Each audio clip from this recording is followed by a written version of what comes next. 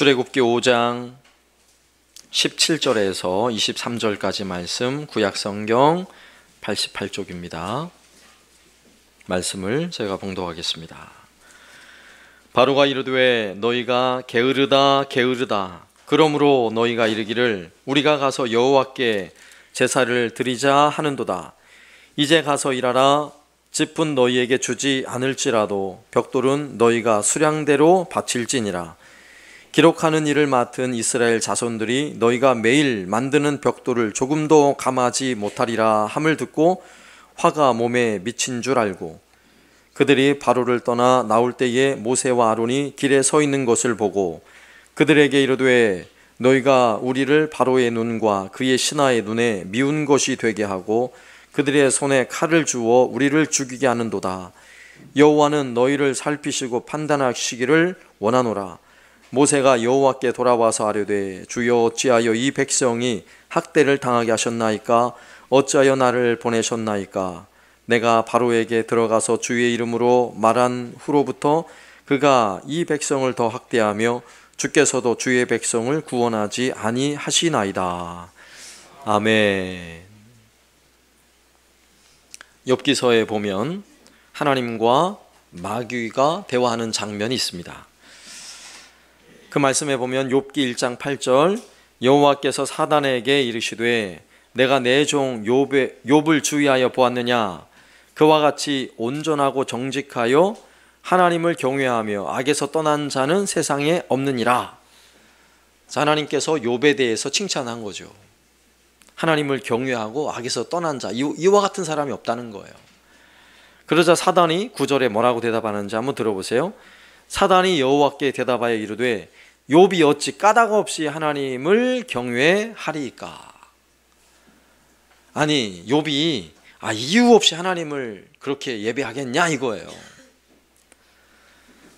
사단은 욥이 하나님을 예배하는 이유를 하나님이 욥에게 많은 복을 주셨으니까 그 복을 받고 하나님을 예배하지 않을 사람이 누가 있겠느냐라고 말하고 있는 것입니다. 그래서 하나님은 사단에게 욥을 시험할 수 있도록 허락을 하셨어요.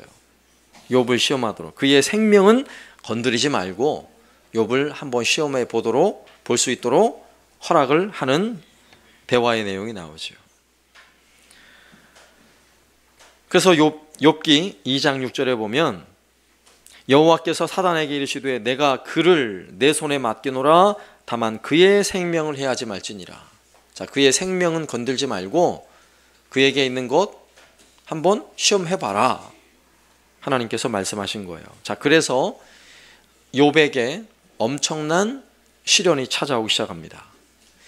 욥이 그동안에 가지고 있던 정말 소중하게 여기는 수많은 것들을 뺏어가기 시작하는데 욥이 굉장히 부자였어요. 그의 짐승이 수천 마리, 양과 소와 낙타와 이런 짐승들이 수천 마리였는데 하루아침에 다 잃어버렸어요. 다 빼앗겼어요.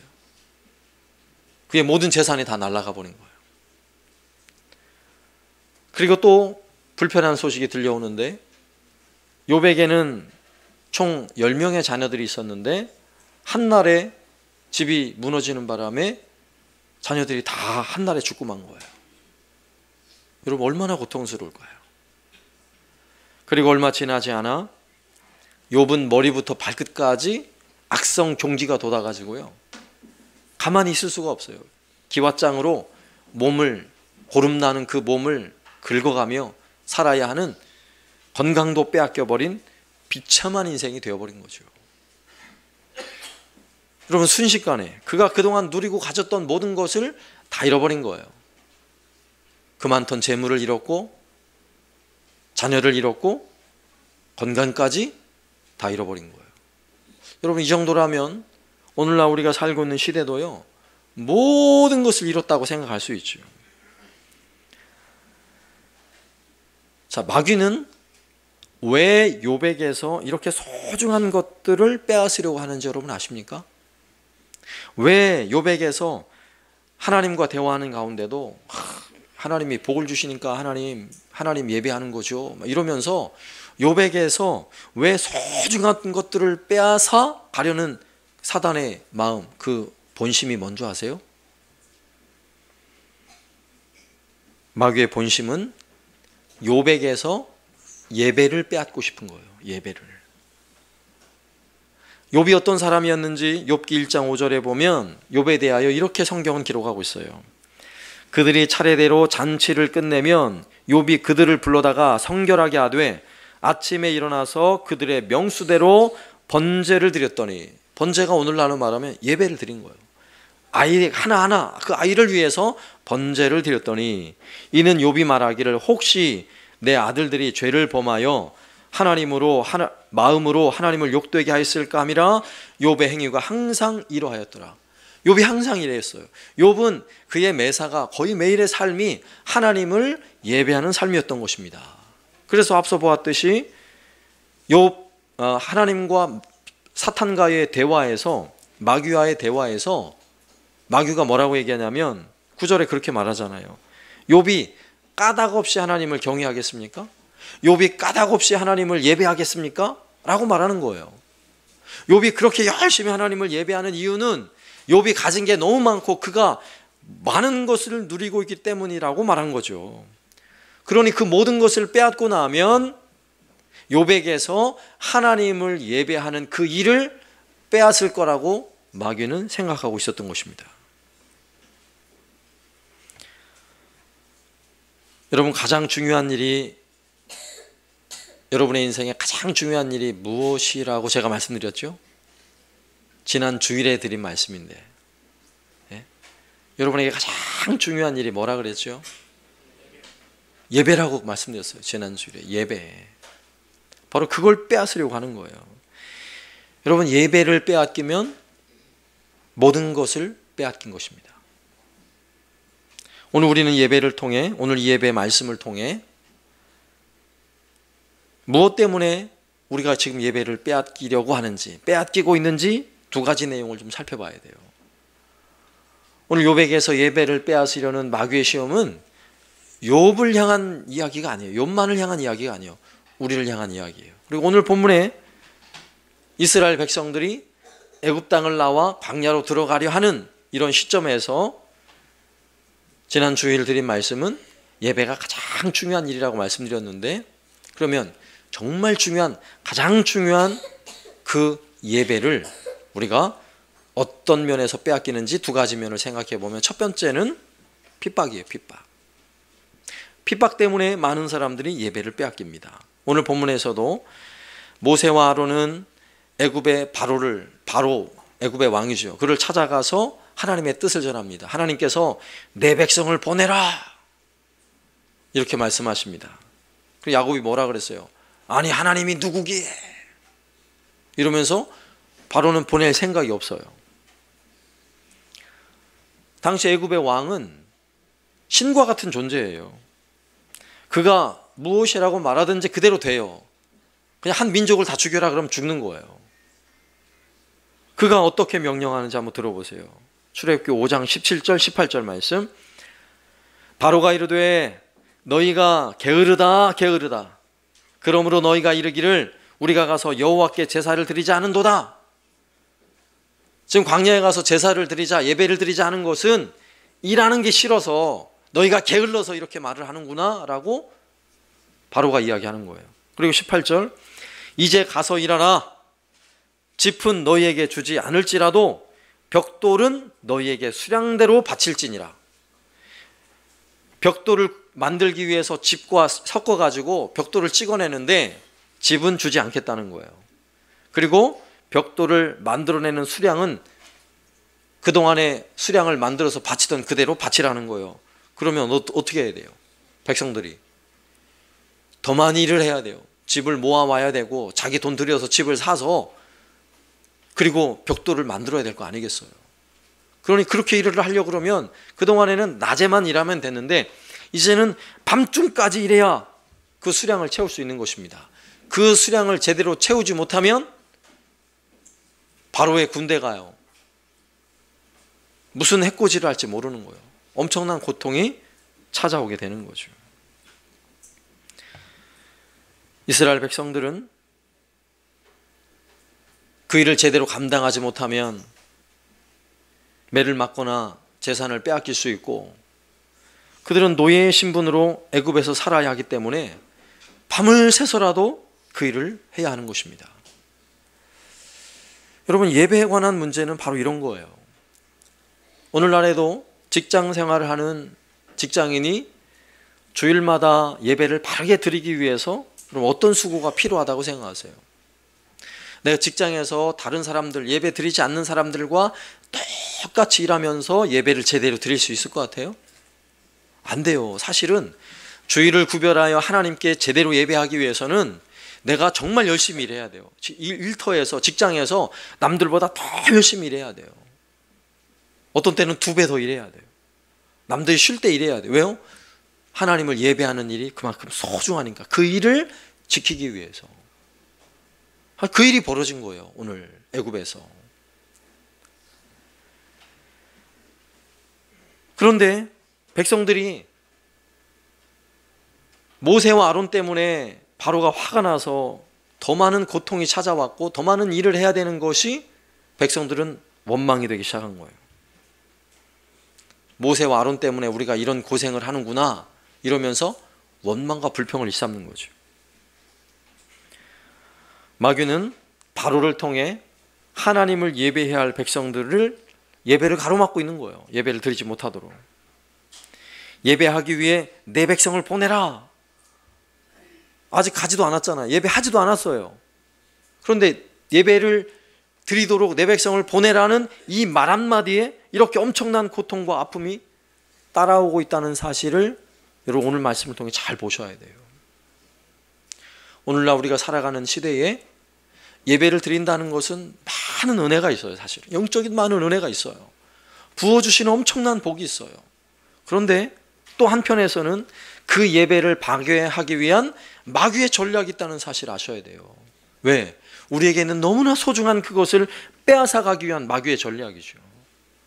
오늘 바로는 이스라엘 백성들이 노예로서 하는 그 고역을 더 힘들게 만드는 거죠.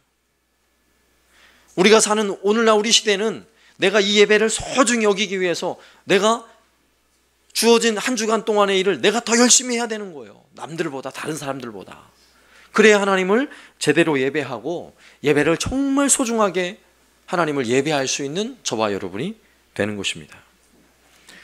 제가 가만히 보고 있으면 아마도 우리 중에 예배하는 일이 많이 힘겨운 분이 있을 거예요.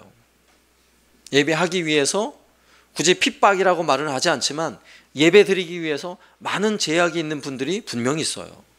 자, 이런 분들을 보면 핍박을 이겨내고 신앙을 지켜내기 위해서 많은 수고를 하고 있다고 저는 확신해요. 아마도 여기 계신 많은 분들이 만약에 핍박받던 시절, 그 시절에 여러분이 태어났다면 핍박을 견뎌내고 이기면서 얼마든지 예배할 수 있는 분들이라고 저는 확신해요. 그런데 놀라운 사실, 그 핍박을 견뎌내고 이겨낸 믿음의 성도들을 통해 오늘날 한국교회가 있고 오늘날 우리가 이렇게 편안하게 하나님을 예배할 수 있다는 사실이에요. 2000년 전에 있었던 교회가 시작됐던 예루살렘 초대교회도 놀라운 부흥과 함께 엄청난 핍박이 찾아왔잖아요. 그러나 그 핍박에 굴하지 않고 하나님 예배하는 일을 포기하지 않았어요. 그 순교의 길을 가며 예배를 드렸던 순교신앙, 그 신앙이 오늘날 우리가 가지는 이 신앙의 원동력이에요. 그 기초예요, 기초. 우리나라도 마찬가지예요. 우리나라의 기독교 역사는 110년, 130년밖에 되지 않은 아주 짧은 역사예요.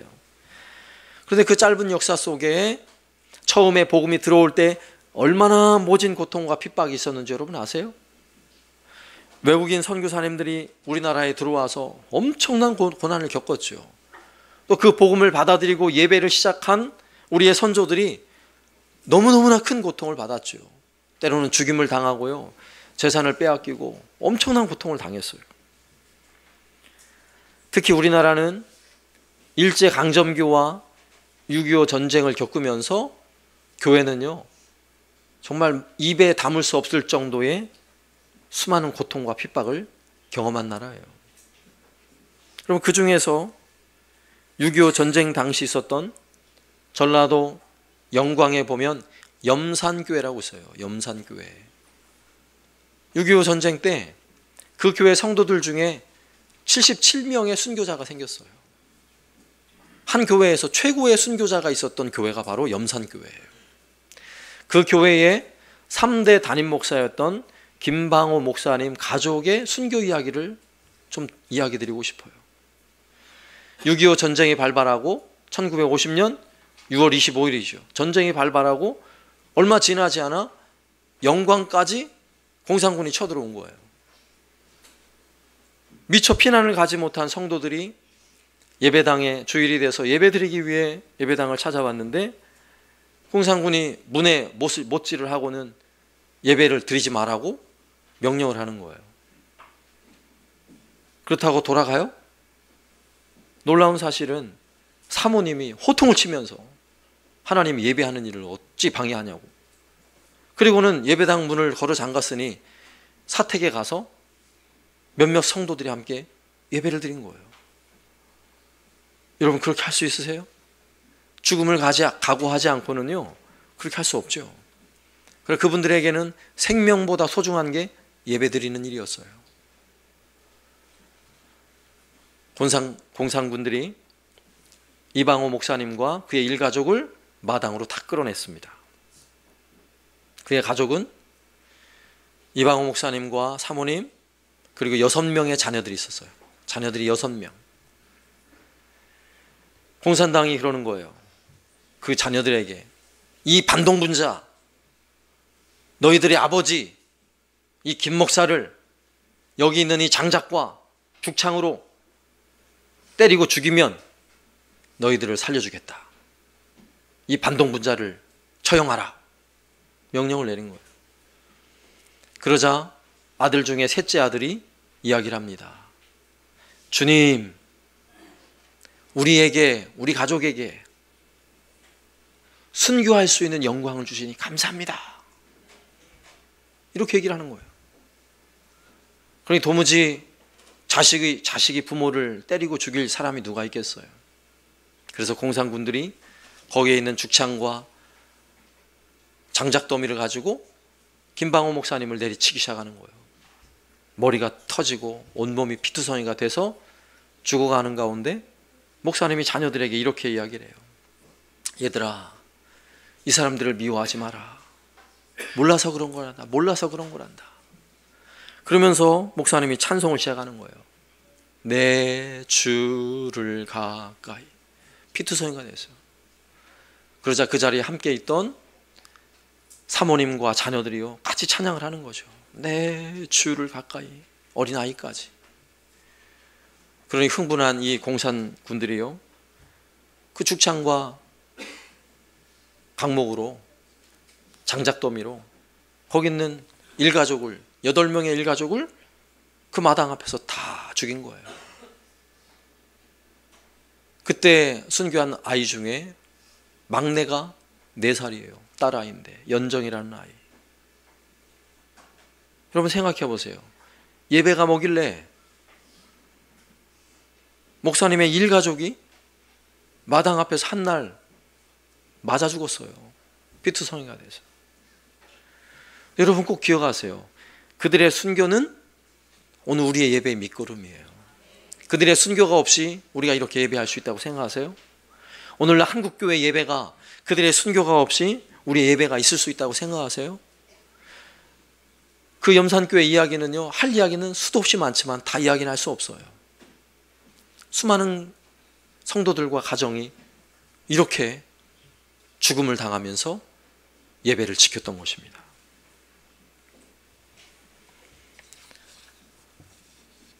이런 분들의 순교가 한국교회 오늘 우리의 예배 속에 흐르고 있다는 사실을 우리는 알아야 하는 것입니다. 오늘 우리의 예배가 영광스럽고 감격스러운 이유가 뭔지 아세요? 이런 순교의 흔적이 한국교회에 있어요. 순교의 흔적이. 더 놀라운 사실은 교회 역사 기독교 역사를 통해 확인할 수 있는 결과는 기독교 역사 속에 수많은 핍박과 고통이 교회를 무너뜨리려고 했지만 사단의 전략이죠. 놀라운 사실은 그 핍박이 교회를 무너뜨리지 못했다는 거예요. 오히려 핍박이 강하면 강할수록 부흥의 불씨가 더 번져가는 거예요. 예루살렘 초대교회도 그랬어요. 스데반 집사님이 돌에 맞아 순교하잖아요. 그리고 났더니요, 부흥의 불꽃이요 온 세상으로 번져가가지고 예루살렘에만 교회가 세워진 것이 아니라 안디옥과 갈라디아, 골로새 온 지역에 교회가 세워지고 부흥의 불꽃이 번져가잖아요. 우리나라 대한민국도 마찬가지예요. 결국 수많은 핍박의 시간을 겪어가며 한국 교회는 하나님이 이렇게 놀라운 은혜와 복을 주셨다는 사실을 믿으시기 바랍니다. 그러므로 혹시라도 내가 예배를 드리기 위해서 여러분 불편함이 있거나, 오늘날 굳이 순교는 하기 어렵잖아요. 그러나 예배를 드리기 위해서 내가 불편함이 있거나, 예배를 드리기 위해서 내가 손해를 보거나, 예배를 드리기 위해서 어려움이 있는 분은 여전히 오늘날 우리 이런 시대, 평화로운 시대에 그렇게 예배를 지키고 있는 바로 그분이 순교자예요. 오늘날 우리 시대에. 그게 우리의 예배에 너무나 소중한 밑거름이라는 사실을 여러분 믿으시기 바랍니다. 그것이 부흥의 불씨가 될 줄로 믿습니다. 자, 두 번째는, 우리의 예배를 빼앗는 두 번째 원인은 풍요예요. 풍요. 앞에 이야기한 이 핍박과는 완전히 반대된 이야기죠. 참 희한하게도 앞서 얘기했지만 핍박의 시기에는 교회가 더 견고해지고 교회가 더 부흥을 하더라는 거예요. 마귀가 실패한 거예요. 핍박을 통해서는 교회를 더 이상 쇠퇴시킬 수 없는 거예요. 그 다음 전략이 뭔지 아세요? 풍요와 번영을 주는 거예요. 놀라운 사실은 풍요와 번영의 시기에는 교회가 뒷걸음질을 치더라는 것입니다. 교회가 쇠퇴하기 시작하더라는 거예요. 여러분, 이스라엘 백성들, 그들이 비록 애굽에서 노예로 살았지만 애굽은 그들에게 풍요와 번성을 보장하는 그런 나라였어요. 안전한 나라라고요. 그 당시 고대 사회 가장 강력한 나라고 가장 부자 나라예요.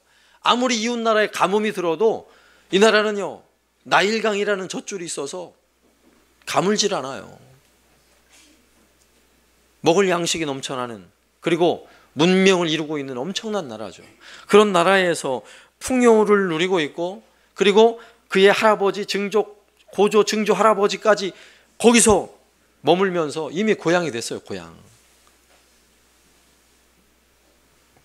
그 땅에는 먹을 것도 많고 안전해요. 여러분 한번 생각해 보세요. 객관적으로. 그런 애굽 땅에 머물 때가 예배를 잘 드릴 것 같아요?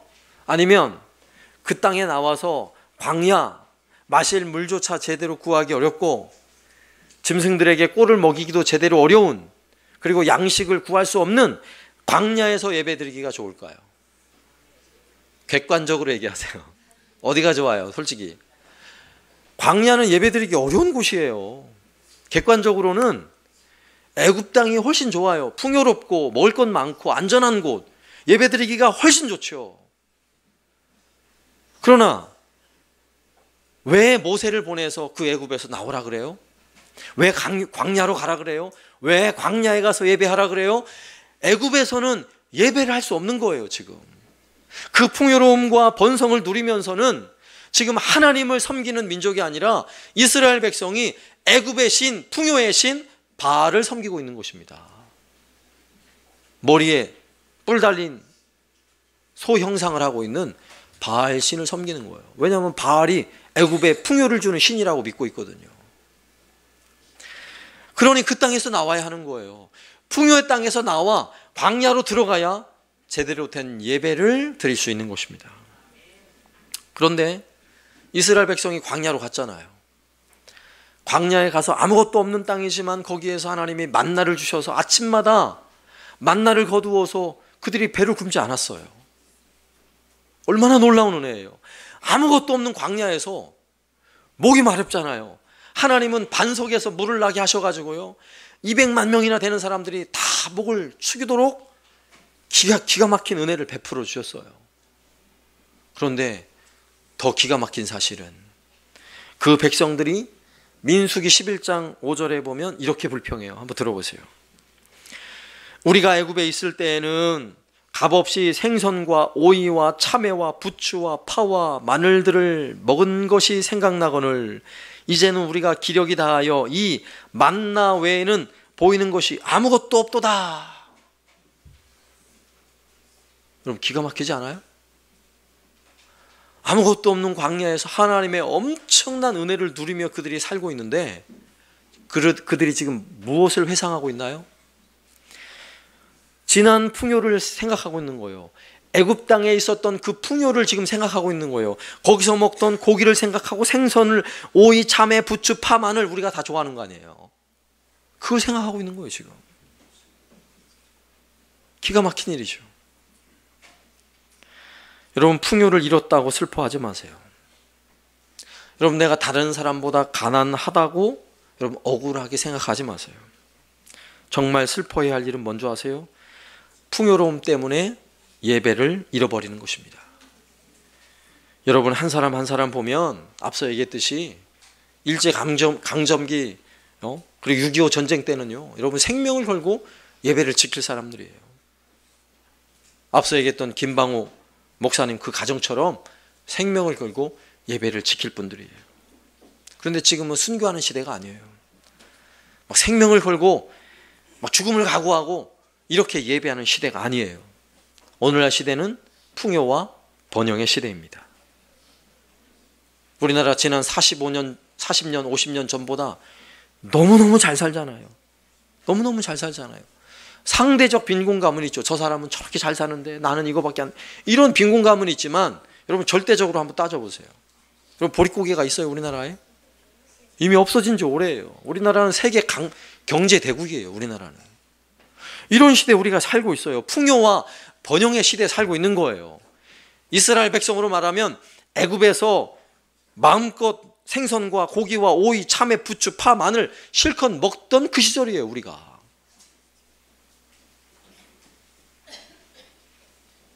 그러면 한번 여러분에게 솔직히 묻습니다. 여러분 풍요로움이 좋습니까? 광야가 좋습니까? 네? 풍요로움이 좋아요? 광야가 좋아요? 하나님을 예배할 수 있는 광야가 좋아야죠. 광야가 좋아야죠.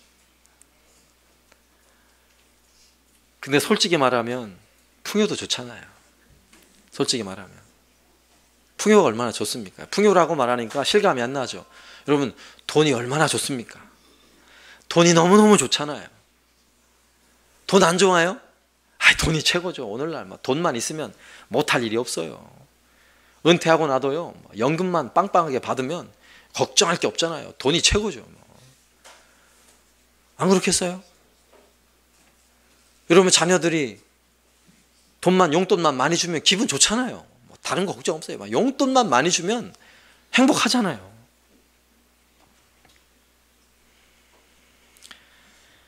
정말 하나님께 더 예배하고 진심으로 하나님께 더 드리고 더 감사하고 여러분 이러길 원하십니까?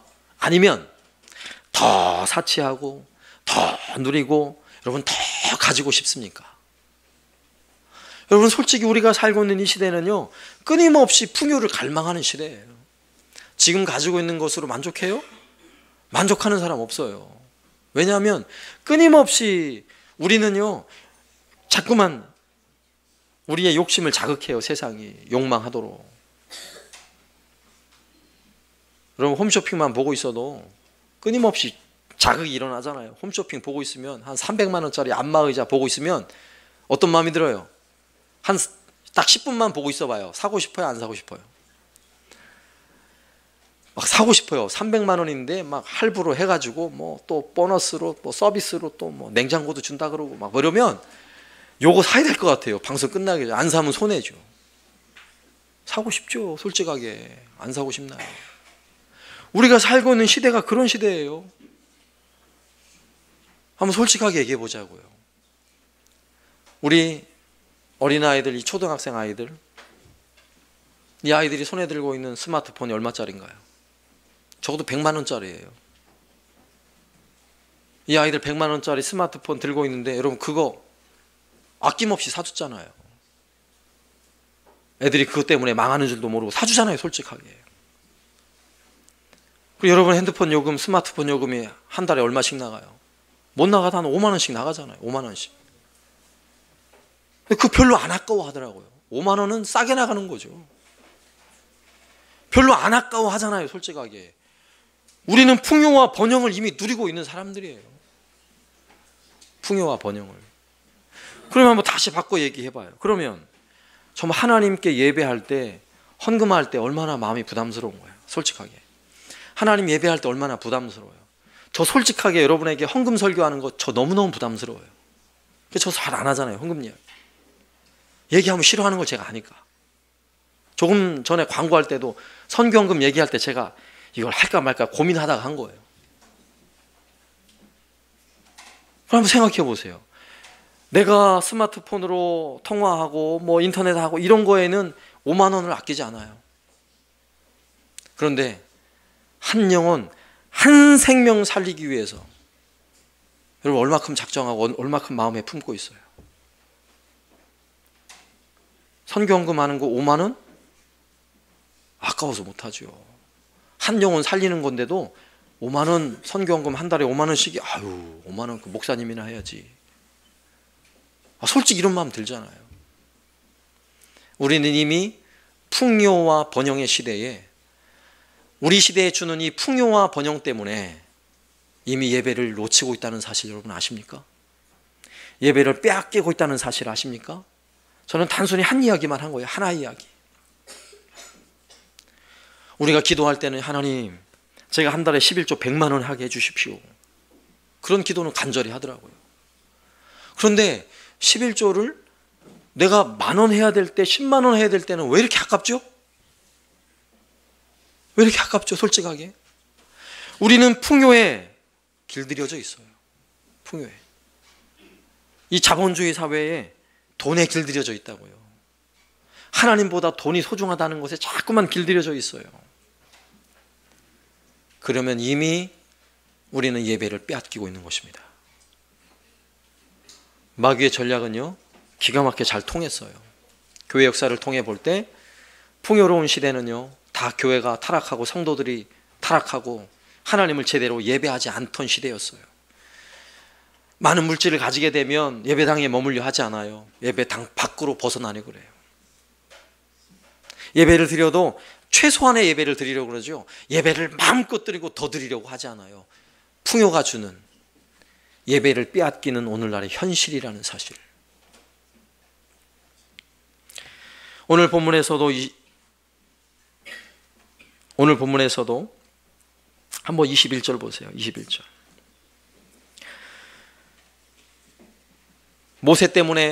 모세와 아론 때문에 벽돌을 더 힘들게 노역을 해야 되는 사람들이 이런 불평을 하는 거예요.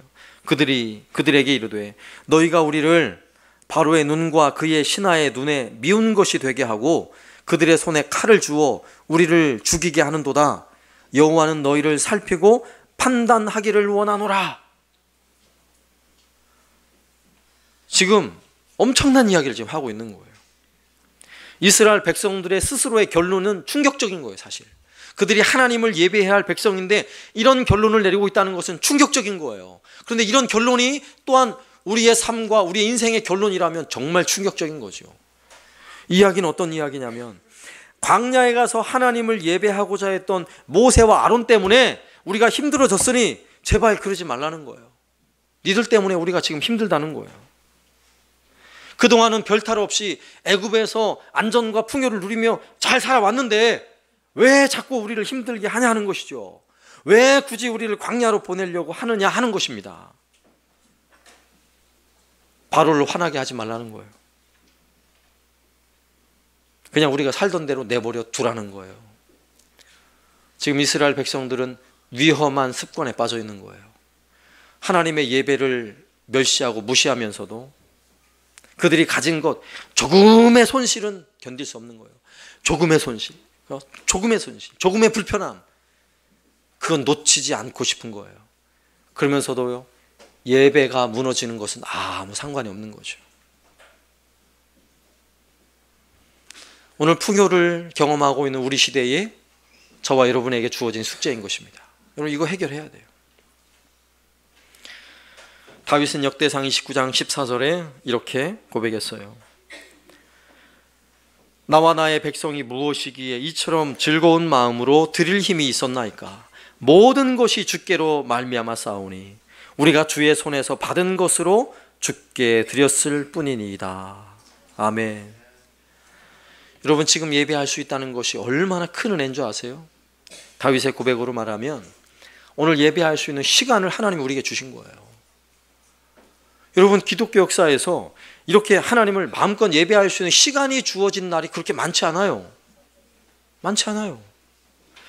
우리의 일상에도요, 사실 하나님을 마음껏 예배할 수 있는 시간이 많을 거라고 생각하죠? 아니에요. 많지 않아요, 사실은. 여러분, 당장 일이 바빠지고 몸이 불편해지고 건강이 나빠지고 해보세요. 예배 간신히 주일날만 드리고 나머지 예배 못 드리잖아요. 그럼 오늘날 우리 시대는 마음껏 예배할 수 있는 시간과 여건이 된다는 것은 이미 하나님의 우리에게 어마어마한 것을 주신 거예요.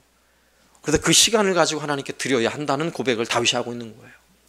하나님께 드리는 물질도, 하나님께 드리는 예물도 하나님이 주신 것 가지고 드리는 거지, 안 그래요? 하나님이 주지 않으면 가질 수 없는 것들이에요, 전부가. 우리의 건강은 어떻습니까? 세상을 즐기라고, 죄지으라고 건강 준 게 아니에요. 하나님이 우리에게 주신 건강 가지고 하나님을 열심히 예배하며 섬기라고 우리에게 건강을 주셨다는 사실을 믿으시기 바랍니다. 400년 동안 하나님 없이 살면서 바알신을 숭배하며 잘못된 습관에 젖어있던 이스라엘 백성들, 그 백성들에게 예배하자 그러니까 불평이 쏟아져 나온 것입니다. 사랑하는 여러분, 예배에 대한 잘못된 습관을 버리고 바르게 예배할 수 있기를 바랍니다. 예배를 제대로 드리다가 핍박 받아봐야죠. 받아봐야죠. 예배를 제대로 드리기 위해서 여러분의 풍요를 과감하게 버릴 수 있는 은혜가 있길 바랍니다.